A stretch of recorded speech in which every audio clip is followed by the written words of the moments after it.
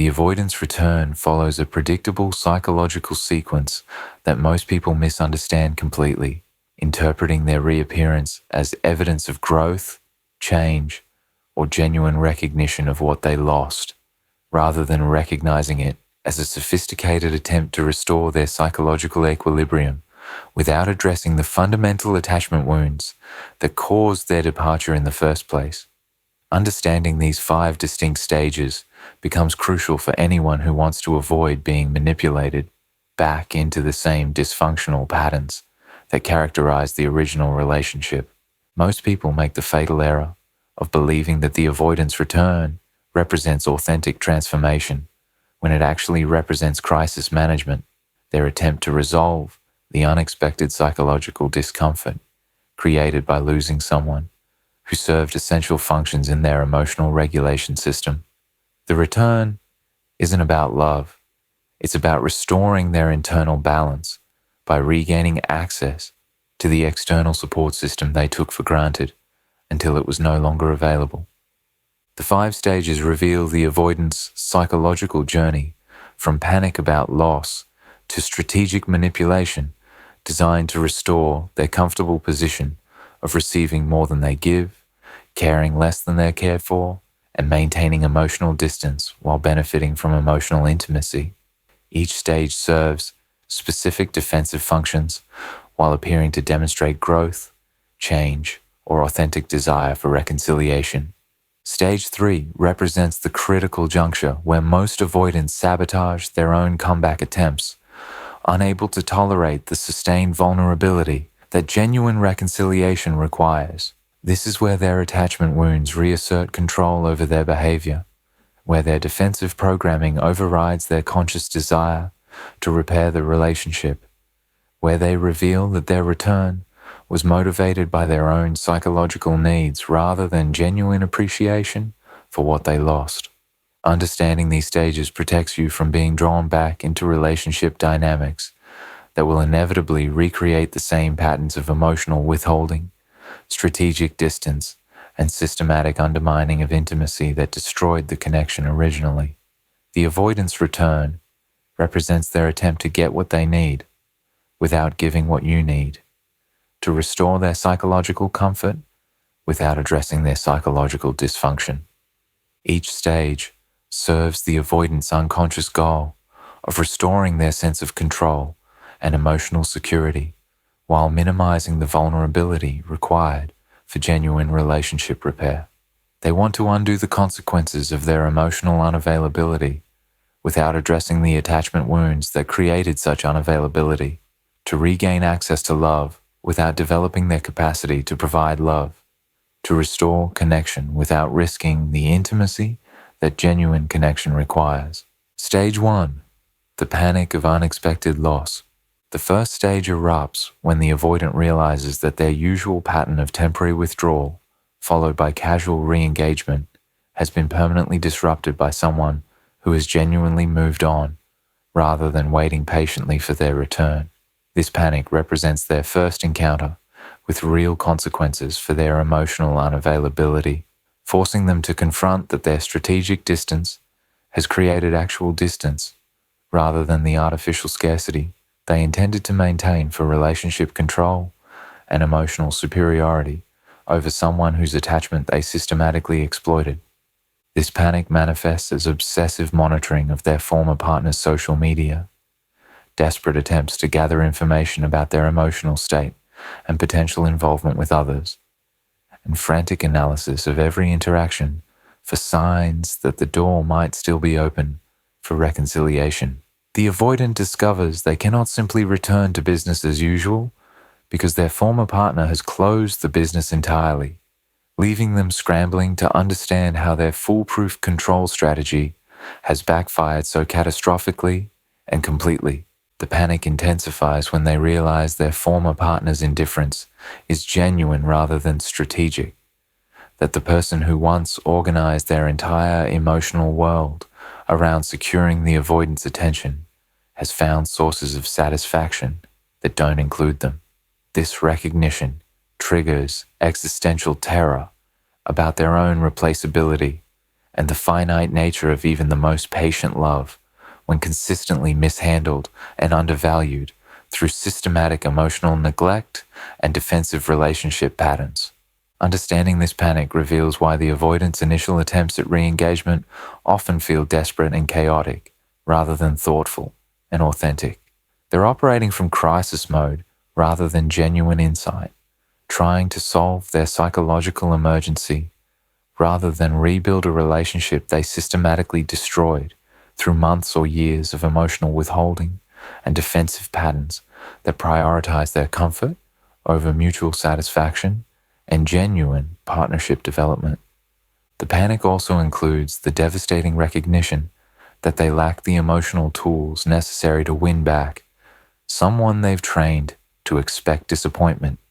that their sophisticated manipulation tactics have no effect on someone who has developed immunity to their particular brand of emotional intermittent reinforcement. They must learn entirely new relationship skills at precisely the moment when their attachment wounds make vulnerability feel most dangerous and threatening to their psychological survival. During this stage, the avoidant often becomes everything they previously scorned in their partner, desperately reaching out, analyzing every interaction for hidden meaning, and experiencing the powerless neediness they once viewed with contempt and superiority. The role reversal forces them to understand the emotional experience they inflicted on someone who loved them generously while receiving minimal reciprocity and systematic emotional withholding in return for their devoted investment. The panic becomes most acute when the avoidant realizes their former partner has begun dating someone else, when their theoretical replaceability becomes concrete reality, when they must confront evidence that someone else can provide the emotional presence and consistency they never offered. This competition triggers possessive instincts they never expressed during the relationship, revealing depths of attachment they concealed until it was too late to matter for relationship preservation. Most significantly, Stage 1 panic operates through the avoidant's desperate need to restore their psychological equilibrium rather than genuine recognition of what they lost in their former partner. They need to resolve their internal crisis more than they need to repair the relationship, though they cannot distinguish between these motivations during their period of psychological emergency and existential threat to their self-concept as someone who doesn't need anyone while being needed by others. The panic stage typically includes frantic attempts to contact mutual friends for information, stalking behavior disguised as coincidental encounters, and desperate analysis of their former partner's every social media post for clues about their emotional state and availability for reconciliation. The avoidant becomes a detective investigating their own loss, searching for evidence that hope for reunion still exists, despite overwhelming proof that their former partner has genuinely moved forward. This stage often reveals the avoidant's complete lack of experience with genuine loss, as their previous relationships typically ended on their terms or involved partners who continued pursuing them despite mistreatment. The unfamiliar experience of being the rejected party triggers psychological chaos they've never had to navigate, forcing them to confront emotions they've spent their adult life avoiding through sophisticated defensive strategies. The panic also exposes their profound dependency on external validation for psychological stability, revealing how much their self-worth depended on being wanted by someone whose care they consistently minimized and devalued. When that pursuit ends, they discover an emotional void that their independence was supposed to protect them from ever experiencing, forcing them to confront their own attachment needs at the worst possible moment. Understanding stage 1, panic explains why it often leads to embarrassing behavior that further validates their former partner's decision to maintain distance. Desperate messages, inappropriate gifts, manipulation attempts through mutual friends, and other actions that reveal their emotional immaturity and inability to handle rejection with grace. The panic serves as education in emotional consequences they've never had to face, while simultaneously demonstrating why they were incapable of healthy relationship dynamics in the first place. The panic stage concludes when the avoidant develops enough emotional regulation to formulate a strategy for managing their crisis, at which point they transition into stage 2, where their desperation transforms into calculated attempts to restore their position of power and control within the relationship dynamic that served their emotional needs, while consistently frustrating their partner's legitimate requirements for reciprocity and authentic intimacy. Stage 2, the strategic testing phase. Once the initial panic subsides enough for rational thought to reassert control over their behavior, the avoidant enters a calculated phase where they test their former partner's boundaries, emotional availability, and willingness to re-engage through carefully designed interactions that appear casual but actually serve strategic functions in their campaign to restore the relationship dynamic that favored their emotional limitations while exploiting their partner's emotional generosity and seemingly unlimited capacity for patience and understanding. The testing begins with seemingly innocent contact, the casual text about something unrelated to their relationship, the accidental encounter it places their former partner frequents, the inquiry through mutual friends disguised as general interest rather than reconnaissance mission, designed to gauge whether their former partner has maintained the emotional walls necessary to protect themselves from renewed manipulation, or whether vulnerability remains that can be exploited to restore familiar patterns. Understanding this phase means recognizing that every interaction serves a strategic purpose to determine how much power they still hold over their former partner's emotional state, to assess whether absence has increased their value through scarcity or simply demonstrated their replaceability by someone more emotionally available, to discover whether their former partner will respond to minimal effort with disproportionate investment as they did throughout the original relationship when hope still existed. The avoidant approaches this testing with the calculating mindset of a psychological strategist, analyzing their former partner's responses for signs of lingering attachment that can be leveraged into renewed relationship while simultaneously maintaining their own emotional distance and protective barriers. They want to restore connection without risking the vulnerability that genuine reconciliation would require from someone with their profound attachment limitations and defensive programming. This phase often includes the avoidant's attempts to recreate the emotional intensity that characterized their relationship's early stages, strategically referencing shared memories, inside jokes, or meaningful experiences while conveniently ignoring the months or years of emotional neglect that followed their initial love-bombing period. They become archaeologists of their own relationship, excavating evidence of love they systematically buried through defensive patterns and emotional unavailability. The testing also serves to determine whether their former partner has developed genuine indifference or is simply performing emotional distance as protective strategy that might be overcome through persistence, charm, or strategic vulnerability. The avoidant needs to distinguish between authentic disengagement and defensive withdrawal before determining how much effort their comeback campaign will require and whether victory remains possible. Most manipulatively, Stage 2 includes attempts to position themselves as having learned important lessons about relationships and personal growth during their absence, presenting their departure as valuable educational experience rather than acknowledging it as defensive flight from intimacy that they're still fundamentally incapable of sustaining. They market their return as character development rather than admitting it represents psychological crisis management triggered by unexpected consequences. The strategic nature of this phase becomes evident through the avoidant's careful modulation of their emotional availability, providing just enough warmth to encourage response while maintaining sufficient distance to protect themselves from vulnerability, offering enough attention to reactivate their former partner's attachment system, while withholding enough to maintain their position of emotional superiority and relationship control that serves their psychological needs. During the testing phase, the avoidant often employs sophisticated emotional intelligence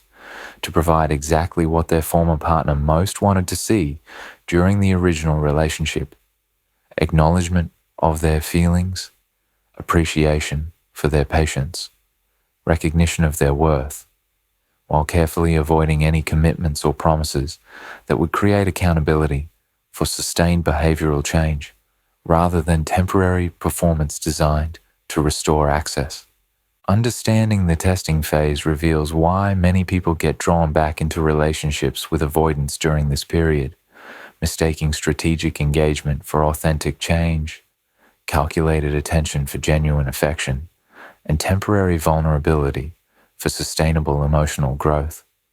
The avoidant becomes skilled at providing just enough of what was missing from the original relationship to reactivate hope while maintaining the fundamental patterns that made genuine intimacy impossible. The testing phase also includes sophisticated emotional manipulation, where the avoidant presents themselves as wounded by the breakup, confused by their former partner's unwillingness to give them another chance,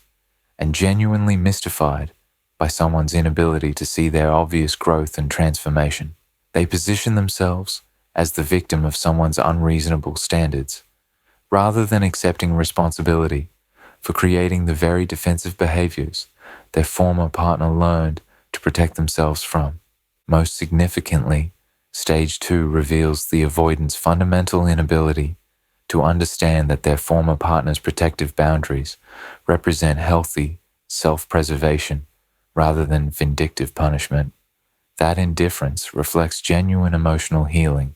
rather than strategic manipulation, and that their reluctance to re-engage stems from hard-won wisdom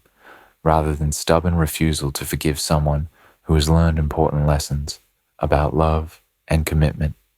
The testing phase concludes when the avoidant has gathered sufficient information about their former partner's emotional state and defensive capabilities to move into Stage 3, where they must decide whether to risk genuine vulnerability for authentic reconciliation or attempt to restore their previous relationship dynamic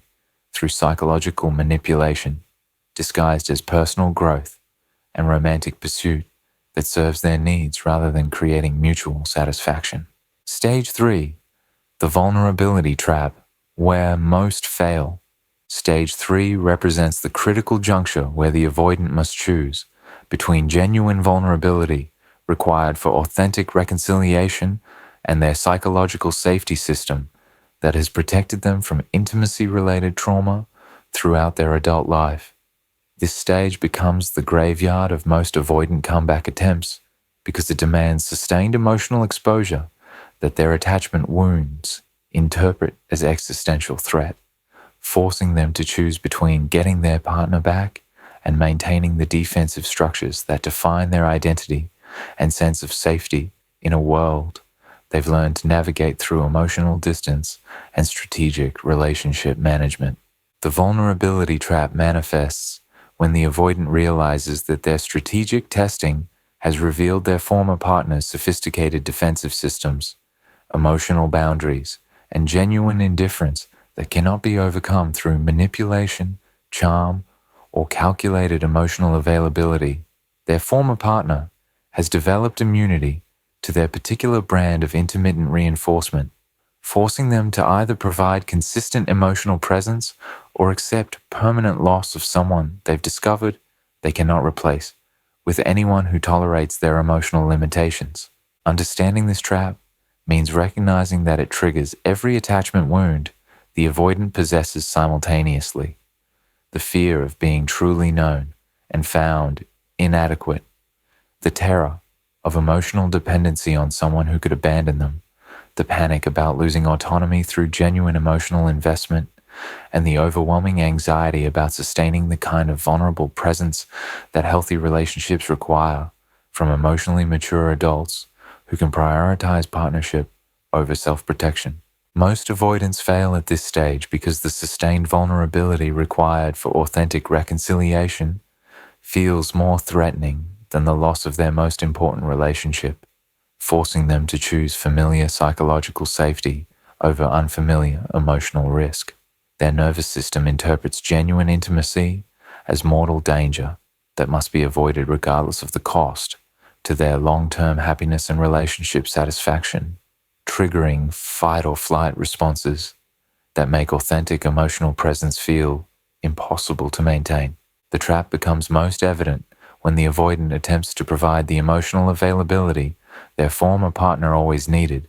but discovers they cannot maintain such presence without experiencing overwhelming anxiety about losing themselves, being consumed by another person's needs, or becoming vulnerable to the kind of devastating abandonment they experienced in their foundational relationships that created their defensive programming and attachment trauma. During this stage, the avoidant often sabotages their own comeback attempts through behaviors that reveal their unchanged emotional limitations, reverting to withdrawal when intimacy becomes too intense, creating conflict when connection feels too threatening, or demonstrating the same patterns of emotional unavailability that destroyed the relationship originally, while expecting different outcomes from identical behaviors that prioritize their comfort over mutual relationship success. The vulnerability trap also includes the avoidance recognition that authentic reconciliation would require them to acknowledge the full extent of damage their emotional withholding created, to take responsibility for their role in destroying something valuable, and to commit to sustained behavior change rather than temporary performance designed to restore their psychological equilibrium without addressing underlying attachment dysfunction that makes genuine intimacy feel dangerous rather than healing. Most devastatingly, Stage 3 often reveals that the avoidant's desire to return stems primarily from their own psychological needs, rather than genuine appreciation for their former partner's worth and the value of mutual intimate connection. They want to resolve their internal crisis more than they want to rebuild a relationship for mutual benefit. Though they cannot distinguish between these motivations during their period of vulnerability, induced panic, and existential threat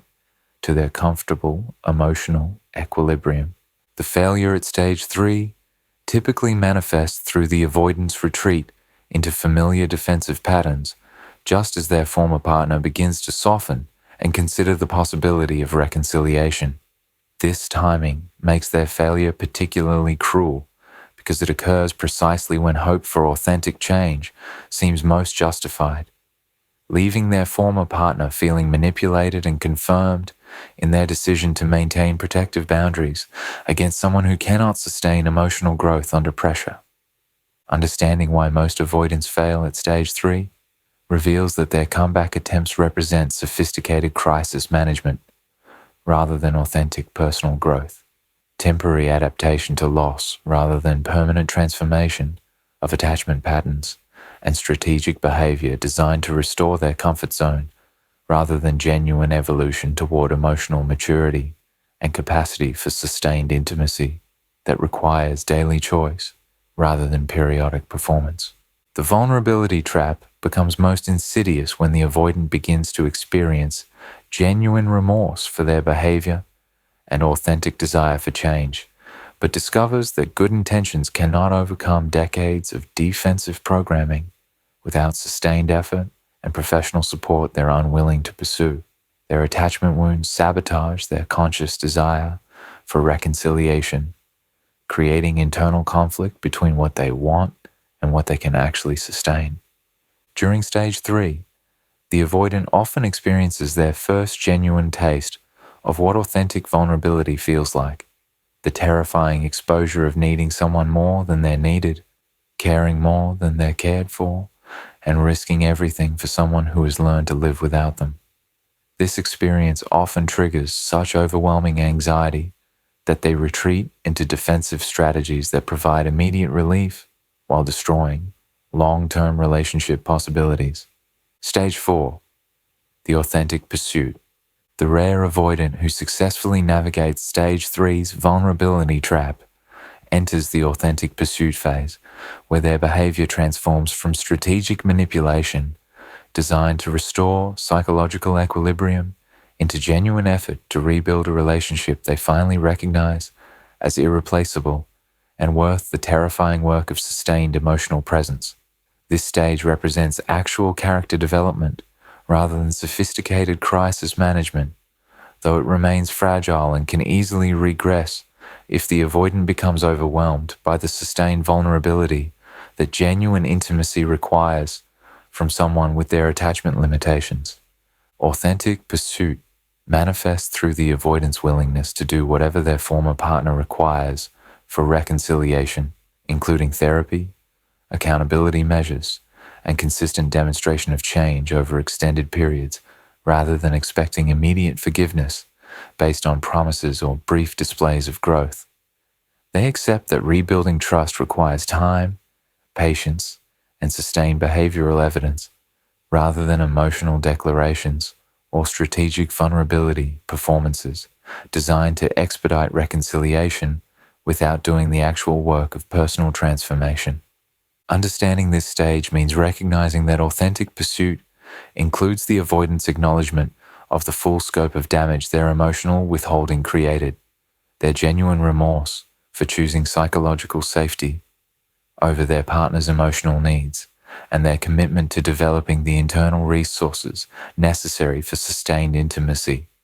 rather than expecting their former partner to continue accepting minimal emotional investment while providing maximum emotional labor and relationship maintenance. The authenticity becomes evident through the avoidant's willingness to tolerate their former partner's protective boundaries without attempting to manipulate those boundaries away, to accept consequences for their previous behavior without defensive justifications, and to invest consistent effort in rebuilding connection, even when such effort produces no immediate rewards or positive responses from someone who has learned to protect themselves from future disappointment and emotional manipulation. During authentic pursuit, the avoidant demonstrates understanding that reconciliation serves their former partner's needs as much as their own, that rebuilding the relationship must create better outcomes for both people rather than simply restoring the previous dynamic, where one person provided most of the emotional labor, while the other maintained comfortable distance through sophisticated defensive strategies and systematic emotional withholding. This stage also includes the avoidant's recognition that their emotional limitations created genuine trauma in their former partner, that their defensive patterns produced real psychological damage in someone who loved them generously, and that healing such damage requires sustained emotional presence and consistency rather than periodic efforts when crisis threatens their psychological equilibrium or relationship security. They must accept responsibility for being the source of trauma rather than positioning themselves as fellow victims. Most significantly, Stage 4 includes the avoidance acceptance that they may never succeed in winning back their former partner despite their authentic efforts, that their genuine pursuit might serve primarily as their own healing journey rather than successful reconciliation campaign, and that personal growth must continue regardless of relationship outcomes rather than being contingent on external validation or successful manipulation of their former partner's boundaries. Stage 5. The integration challenge. The final stage presents the avoidant's ultimate test, integrating their newfound emotional availability into a sustainable relationship pattern that can withstand the inevitable challenges, conflicts, and mundane realities that characterize long-term partnerships without triggering regression to their familiar defensive strategies. Integration represents the difference between temporary behavioral change motivated by crisis and permanent transformation of attachment patterns that allows genuine intimacy to flourish, even when the initial urgency of reconciliation fades into routine daily life and ordinary relationship maintenance. Understanding Stage 5 means recognizing that integration failure occurs when the avoidant assumes their successful reunion proves they've conquered their attachment issues, rather than acknowledging that rebuilding the relationship was only the beginning of their journey towards sustained emotional maturity and capacity for genuine partnership. Many avoidants mistake reconciliation for graduation rather than enrollment in advanced relationship education that requires daily practice and continuous growth. The integration challenge becomes most difficult when familiar stresses trigger the avoidant's old defensive patterns. Work pressure, family conflicts, health issues, or relationship disagreements that activate their nervous system's survival responses and tempt them to retreat into emotional distance as their primary coping mechanism. These moments reveal whether their stage 4 growth represents genuine transformation or temporary adaptation that dissolves under pressure when their attachment wounds reassert control. During successful integration,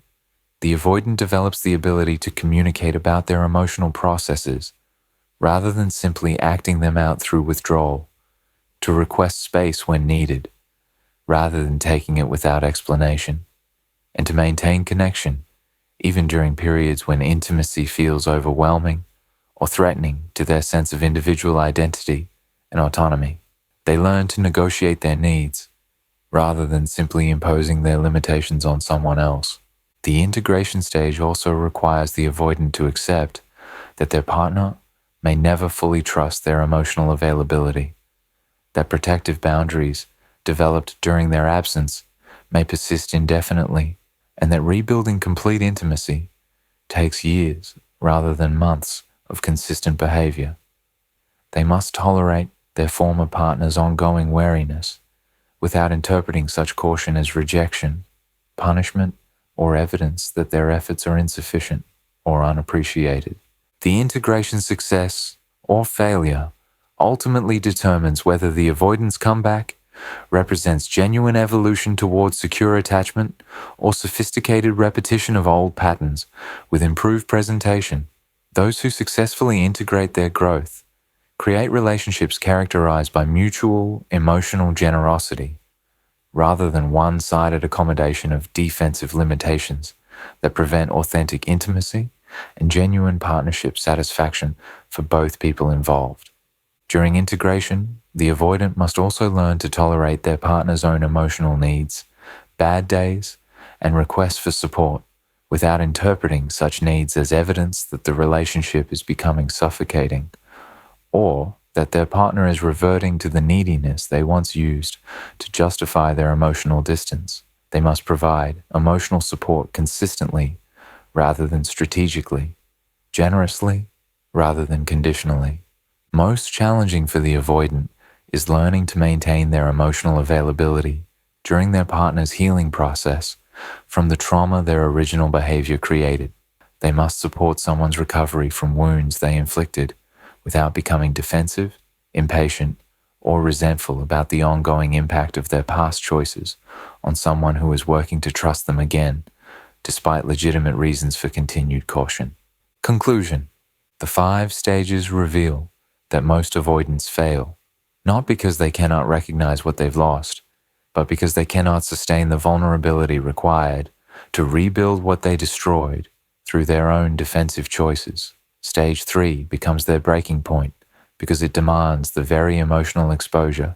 their attachment wounds have trained them to avoid, forcing them to choose between familiar psychological safety and unfamiliar relationship healing that requires sustained courage and daily recommitment to growth. Understanding these stages protects you from being manipulated by impressive stage 1 panic,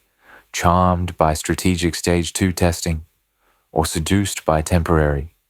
stage 3 vulnerability that evaporates when the crisis passes and their defensive programming reasserts control over their behavior. Most avoidant comebacks represent psychological crisis management rather than authentic personal growth,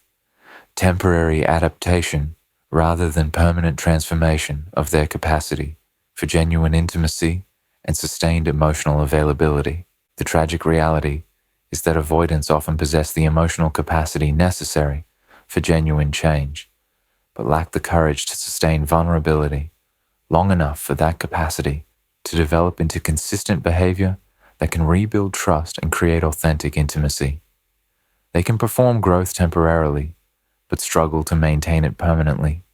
leaving their partners perpetually uncertain about whether this time will be different or simply another sophisticated repetition of familiar patterns disguised as personal evolution. Those rare avoidants who successfully complete all 5 stages discover that losing someone they loved was the catalyst necessary for developing the emotional courage they always possessed, but never accessed until crisis forced them to choose between growth and permanent loss. Their journey from panic to integration represents one of the most difficult psychological transformations possible, learning to choose love over safety, vulnerability over control, and authentic connection over defensive isolation that has protected them while preventing genuine happiness. The stages ultimately reveal that an avoidance return means nothing without sustained follow-through, that their recognition of loss carries no value without commitment to change, and that their desire for reunion must be matched by willingness to do the terrifying work of becoming someone capable of sustaining the very intimacy they've spent their adult life avoiding through sophisticated defensive strategies that protected them from vulnerability, while ensuring they never experience the authentic love and genuine partnership they actually crave, but fear more than loneliness itself.